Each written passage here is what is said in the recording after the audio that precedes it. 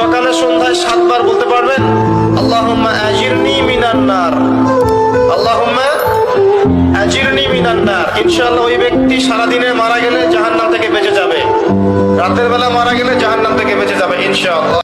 আমরা নামাজ ছেড়ে দিয়েছি, আমরা মসজিদ ছেড়ে দিয়েছি, মসজিদ মুখী না হয়ে আমরা মোবাইল মুখী হয়েছি। এখন আমরা কোরআন মুখী না হয়ে গার্লফ্রেন্ড মুখী হয়েছি। আমরা এখন হালাল রিজিক বাদ দিয়ে সুদ খাচ্ছি।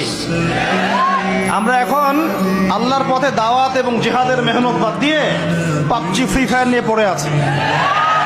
যুব সমাজ মাদক নিয়ে পড়ে আছে। আলেমদের মধ্যে একটা শ্রেণী তাদের দায়িত্ব এড়িয়ে যাচ্ছেন, আপোষে ইখতিলাফে বিভক্ত হয়ে যাচ্ছেন। উম্মাহকে আমরা টুকরা টুকরা করে ফেলছি এবং উপর থেকে আমাদেরকে সহযোগিতা করা হচ্ছে না। এই সার্বিক বিষয়গুলো যখন একত্রিত হয়েছে তখন